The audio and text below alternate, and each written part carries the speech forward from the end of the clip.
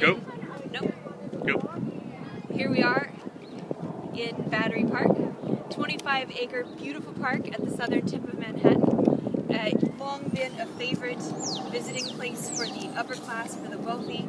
In the 19th century, behind you would have been row houses for the upper middle class and upper class citizens, many of whom made their money on Wall Street and at banks and things just off of there, and many of whom made their money with shipping and boats, and there would have been docks and piers all along over there, and then all the way up the west coast of the island that way. Battery Park today is a wonderful place for tourists to visit. They're actually renovating this part over here, so unfortunately you're missing out on about half of the park. But from this point we can see also some major pieces of New York history. Right here, to my left, to your right, we have Castle Clinton. Once known as Castle Clinton, then Castle Garden, and then an aquarium. It started off as a fortress, built to defend the island against the British in the War of 1812. Some people wonder, though, if you see there's cannon emplacements that are facing towards the park, towards Battery Park, which is named for the battery, for the cannon that were inside this fort. And a lot of people wonder, why are there cannon pointing at the land? Wouldn't the cannon all want to be pointing towards the water? Much like across the water on Governor's Island, there's a fort that looks just like it if you look straight over there. And then across at Ellis Island and Liberty Island and all these places, there would have been batteries similarly like this. Well, these guns, these cannons, would not have been pointing at land at that time. We all actually would be standing in water at the time. This fort was completely surrounded, a little mini island with a little drawbridge leading to the land, which would have been over there.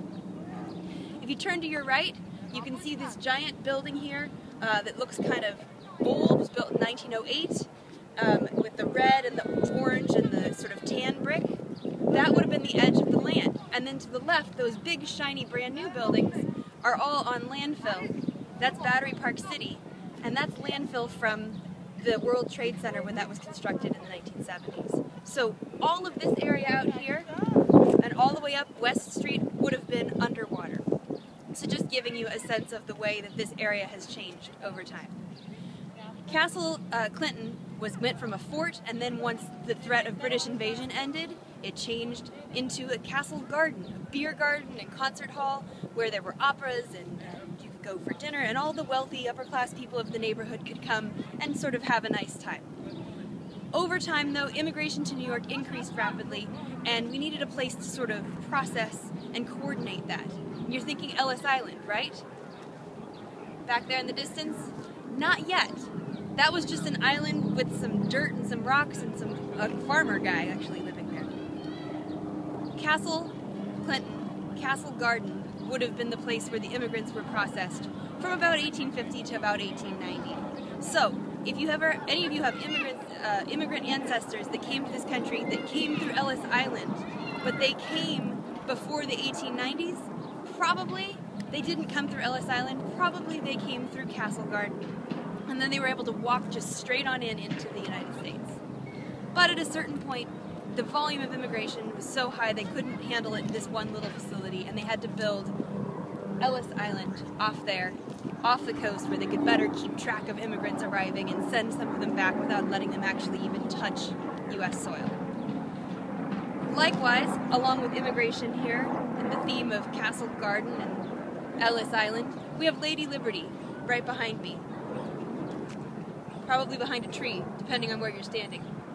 Lady Liberty on Liberty Island was a joint effort between the United States and France, but not really a joint effort between the governments. It was a joint effort between the private citizens. There were a few politicians involved, but it wasn't an official government project.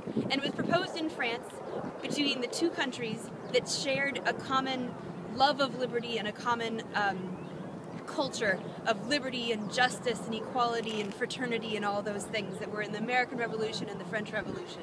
But the French politicians that had the idea knew it was way too dangerous to put a statue to liberty in France itself, because politically at the time it was a little touchy. So they wanted to put it here in the United States.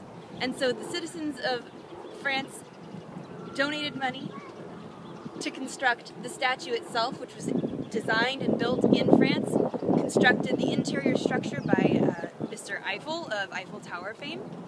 And the exterior, which is attached to the interior, is only 1/10 of an inch thick, just like a penny, and actually would have originally not been green. It would have taken it about 20 to 30 years to turn green, starting off as shiny copper like a penny, and then eventually turning brown and black, and then the beautiful green sort of luster it has today.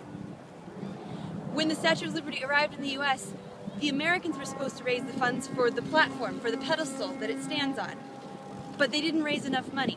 And the US was kind of in a little mini recession at the time, and it was hard to come up with that kind of cash. So Joseph Pulitzer, anybody heard of him? Famous newspaperman, came up with a plan. If New York City didn't come up with the money to build the pedestal, the statue was going to get snatched up by another city. Boston wanted it, Philadelphia wanted it. Any number of cities would have loved to have this symbol of liberty in their backyard, in their harbor, in their city. And so New York really had to step it up and figure out a way to get the money. So he came up with an idea. He said, I'm going to publish the name of any person who donates any money to the construction of the pedestal. Doesn't matter how big of a donation, could be $1, could be a penny. I'll put your name in there saying you donated money, and bam. Pretty quick, they had plenty of money, built the pedestal, got the statue installed, and it was dedicated amongst politicians and dignitaries from all around the country, except for that it was a little bit controversial.